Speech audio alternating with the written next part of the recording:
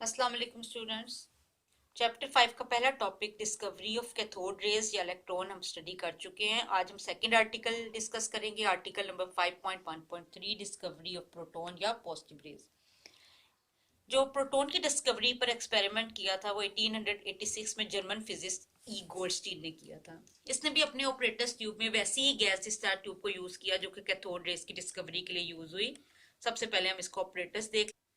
Gas discharge tube में एक electrode anode कहलाता है जो कि पॉजिटिवली चार्ज है, और दूसरा कैथोड जिसको हम नेगेटिवली चार्ज कहते हैं। इस गैस डिस्चार्ज ट्यूब को गैस डिस्चार्ज ट्यूब कहते हैं इस वजह से इसमें कोई ना कोई गैस फील हुई होती है या किसी भी सब्सटेंस के वेपर्स फील हुए होते हैं।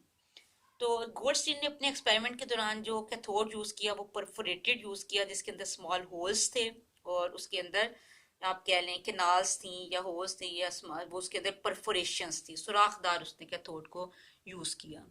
उसने क्या नोटिस किया कि जब उसने बहुत ज्यादा हाई वोल्टेज सोर्स के साथ इन दोनों इलेक्ट्रोड्स को कनेक्ट किया तो उसने ये ऑब्जर्व किया कि कैथोड रेज तो प्रोड्यूस हो ही रही है कैथोड से, और वो कैथोड से ऑपोजिट वॉल के ऊपर फ्लोरेसेंस प्रोड्यूस कर रही हैं। उसके साथ साथ गैस डिस्चार्ज ट्यूब में कैथोड रेज की ट्रेवलिंग की डायरेक्शन से ऑपोजिट डायरेक्शन में ट्रेवल करने वाली रेज भी हैं। अब आप ये देखें कि नेगेटिव चार्ज वाली जो रेज हैं वो उनका एरो इस तरफ है मूवमेंट का, कि वो कैथोड से निकल रही हैं और इस तरफ मूव कर रही हैं। लेकिन जो पॉजिटिव रेज हैं उनकी मूवमेंट का एरो दूसरी तरफ है, ऑपोजिट डायरेक्शन में है। तो गोल्डस्टीन ने ऑब्जर्व किया कि कैथोड रेज कैथोड से निकलने के बाद उसकी कैथोड की ऑपोजिट वॉल की तरफ ट्रेवल कर रही हैं, और उसी के साथ साथ उसी गैस डिस्चार्ज ट्यूब में पॉजिटिव रेज भी प्रोड्यूस हो रही हैं जो कि उनकी एनोड से ऑपोजिट वॉल के ऊपर जाकर स्ट्राइक करती हैं। और कब स्ट्राइक करती हैं? जब वो इन परफोरेशंस में से पास हो जाती हैं, परफोरेशन से गुजरने के बाद। शुरू शुरू में साइंटिस्ट को ये बात पता नहीं थी कि ये रेज पॉजिटिवली चार्ज होती हैं, तो उन्होंने इसका नाम केनाल रेज रख दिया, क्योंकि वो परफोरेटेड केनाल्स में से गुजरकर फ्लोरेसेंस या ग्लो प्रोड्यूस करती थी। तो ये तो एक्सपेरिमेंट की डिटेल होगी कि गोल्डस्टीन ने अपनी गैस डिस्चार्ज ट्यूब में एनोड यूज किया और कैथोड परफोरेटेड यूज किया। उसने ऑब्जर्व किया कि कैथोड रेज कैथोड से ऑपोजिट वॉल की तरफ ट्रेवल कर रही हैं, और उसी टाइम पे कुछ और रेज भी इसके अंदर प्रोड्यूस हो रही हैं जो कि एनोड की ऑपोजिट वॉल के ऊपर उस वक्त ग्लो प्रोड्यूस करती हैं जब वो इन किनाज या परफोरेशन में से गुजर जाती हैं। तो गुजरने के बाद उसके ऊपर हिट करती हैं। और इसके जो शुरू में इन रेस का जो नाम इनकी प्रॉपर्टीज अननोन होने की वजह से रखा गया केनाल रेस। ये जो एक्सपेरिमेंट मैंने आपको एक्सप्लेन किया, यहाँ पर इसकी डिटेल सारी मेंशन है कि उसने गैस डिस्चार्ज ट्यूब लिया जिसमें कैथोड था having small holes in it, और जब उसने अपने एक्सपेरिमेंट के दौरान क्या अप्लाई किया, large potential difference between two electrodes. इन दोनों इलेक्ट्रोड्स के दरमियान उसने लार्ज पोटेंशियल डिफरेंस अप्लाई किया, और उसके बाद क्या ऑब्जर्व किया कि जहां कैथोड रेस ट्रेवल कर रही हैं अवे फ्रॉम कैथोड, उसी के साथ साथ कुछ ऐसी और भी प्रोड्यूस हो रही हैं जो कि प्रोड्यूस होने के बाद परफोरेटेड कैथोड में से क्या करती हैं, पास होती हैं, और पास होने के बाद ग्लो प्रोड्यूस करती हैं on the wall opposite to the anode. जाहिर बात है पॉजिटिव रेस पे भी पॉजिटिव चार्ज है, एनोड भी पॉजिटिव चार्ज वाला इलेक्ट्रोड है, ये दोनों अट्रैक्ट कभी भी नहीं करेंगी, रिपल करेंगी। तो इस वजह से वो पॉजिटिव रेस इन तरफ नहीं आएंगी बल्कि इससे ऑपोजिट साइड पर इसकी ऑपोजिट वॉल के ऊपर परफोरेटेड कैथोड से गुजरने के बाद हिट करेंगी। तो उनको शुरू शुरू में क्या नाम दे दिया गया, कैनाल रेज। लेकिन आज जबकि हम उनकी पॉजिटिव नेचर को जान चुके हैं तो आज हम इनको क्या कहते हैं, पॉजिटिव रेज। याद रहे कि कैथोड रेज तो कैथोड से निकलती हैं, लेकिन जो पॉजिटिव रेज हैं वो एनोड से नहीं निकलती, इनको हम एनोड रेज नहीं कह सकते। क्या क्या फिर इनकी क्या रीजन है? या एनोड से अगर जनरेट नहीं होती या वहां से नहीं निकलती तो फिर पॉजिटिव रेज कहाँ से आती हैं? इस बात का रीजन अब हम स्टडी करेंगे। पॉजिटिव रेज की प्रोडक्शन की क्या रीजन थी? पॉजिटिव रेज उस वक्त प्रोड्यूस होती हैं जब कैथोड रेज कैथोड से निकलने के बाद, कैथोड रेज किसके ऊपर मुश्तमिल होती हैं? पिछले एक्सपेरिमेंट में मैं बता चुकी हूँ कि इलेक्ट्रॉन्स ही होते हैं, फास्ट मूविंग इलेक्ट्रॉन्स होते हैं जो कैथोड से जनरेट होते हैं।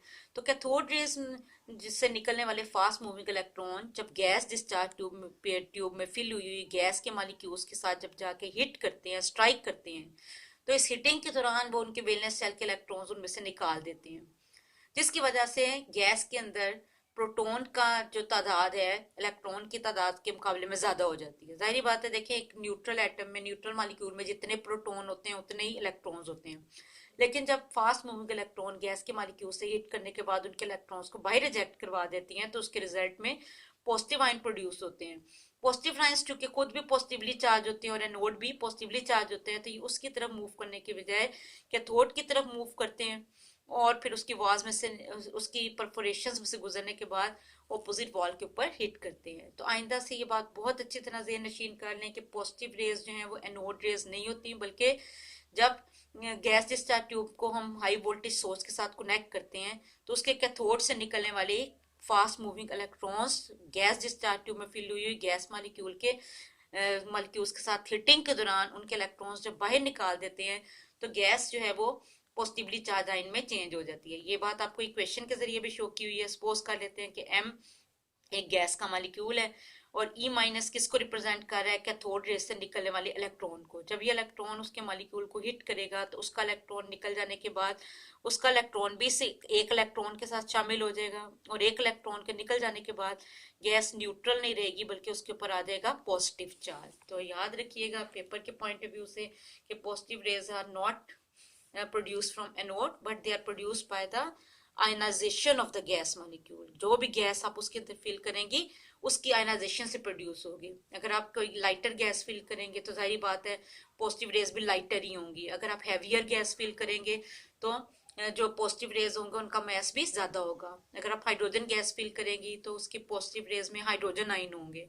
अगर आप हीलियम गैस को या नियोन को फिल करेंगे तो उसके पॉजिटिव पार्टिकल्स में ज्यादा मास होगा, तो मास जो है इनका चेंज हो सकता है। लेकिन जो कैथोड रेज हैं उनकी E/m वैल्यू, उनका मास और चार्ज हमेशा कांस्टेंट रहता है। लेकिन पॉजिटिव रेज का चार्ज और मास वो जो मास है वो कांस्टेंट नहीं रहेगा, क्योंकि लाइटर गैस यूज करेंगे तो उससे बनने वाली पॉजिटिव रेज का मास भी लाइटर होगा।